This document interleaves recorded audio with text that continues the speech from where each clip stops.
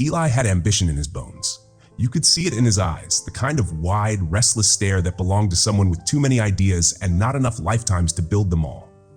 Every December, his whiteboard would light up with goal-setting dreams. Fresh plans, color-coded, ambitious, clean. His mind was a galaxy of unfinished projects, digital notes, half-read self-help books, and someday plans that echoed louder each year. Every week began with a ceremony of false hope. A brand new list, freshly brewed coffee, shoulders squared to the laptop like a knight before battle. But by Wednesday, the same scene played out. He'd be slouched over his desk, jaw tight, fingertips pressed against his temples, as if trying to squeeze the motivation back in. The cursor blinked like a silent accusation. Eli didn't lack dreams. He lacked follow-through. And the weight of that disconnect settled deep in his chest, a dull pressure that made even breathing feel like a chore. He kept telling himself he just needed to want it more, so he made louder promises to himself. Bigger goals, earlier alarms. He even taped a vision board to his bathroom mirror, faces smiling, abs shining, captions screaming abundance. But each morning as he brushed his teeth, he avoided his own reflection. The faces on the board weren't inspiring anymore. They were mocking him. He pursued more structure, more goals, more hustle. He downloaded every productivity app he could find, built rigid routines with minute-by-minute schedules, and punished himself for every missed task like a drill sergeant barking at his own soul. It wasn't discipline. It was self-destruction wrapped in a motivational quote. The first obstacle came dressed as ambition, overwhelm. Eli would sit down, stare at a to-do list 10 items deep, and feel his breath catch in his throat. His heart would race, his palms would sweat, and his mind would turn foggy, like trying to run through a swamp. So instead of starting, he'd clean his desk, or scroll, or nap. Anything but begin. The second was more sinister. Shame. Every missed day became a silent verdict. You'll never change. It was goal setting, but turned into self-sabotage.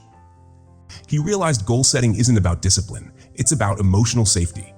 Without that, it turns into self-judgment. He'd lie in bed, staring at the ceiling, hands clasped behind his head like a prisoner of his own disappointment. He wasn't just procrastinating anymore, he was grieving the person he thought he'd be by now. The third was deceptive. Burnout disguised as hustle. He'd have moments of manic energy, days where he'd wake up, crush a to-do list, post about it, feel invincible. Then crash. His legs would ache, his thoughts would slow, and the weight of continuing would feel unbearable. What looked like momentum was really a panic sprint into the wall of exhaustion. Then came the moment that changed everything.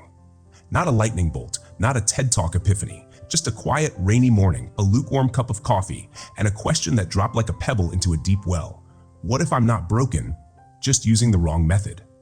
Scrolling without much hope, Eli stumbled on something called the 3x1 rule. The gentle goal-setting shift. 3 priorities per week, 1 micro-action per day, no punishment for rest days, no bullet journals, no punishment, no shame, just motion. Slow, honest, forgiving. At first it felt silly. Could something so small actually work? But he was too tired to argue with simplicity. That week he chose just 3 priorities. Email that mentor. Walk for 15 minutes. Draft 1 blog post. Each day he asked himself, what's the smallest thing I can do that still honors the goal? Some days it was opening the doc. Some days it was typing 1 awkward sentence. Other days, he shocked himself and worked for hours. But that wasn't the goal anymore. The goal was showing up. He stopped punishing the quiet days. He let the small wins stack like bricks. He made peace with doing less, but doing it real. He stopped chasing motivation and started practicing trust. He let go of perfect days and learned to love honest ones. The vision board's still on his mirror, but now when he sees it, he doesn't flinch. He smiles. Because he knows the man in the mirror isn't a liar anymore. He's a builder, 1 micro action at a time. Eli didn't become some productivity machine. He didn't start crushing 12-hour workdays, but he started trusting himself again. And every tiny win rebuilt something he hadn't felt in years: momentum. Because real change didn't come from more goals. It came from finally showing up for the goals that already mattered, from dreaming to doing, 1 honest day at a time. If Eli's story resonated with you and you're ready to stop chasing perfect days and start showing up for honest ones, subscribe for more real, grounded stories like this. And if you haven't yet, watch Nina's story next. It's a quiet breakthrough you don't want to miss.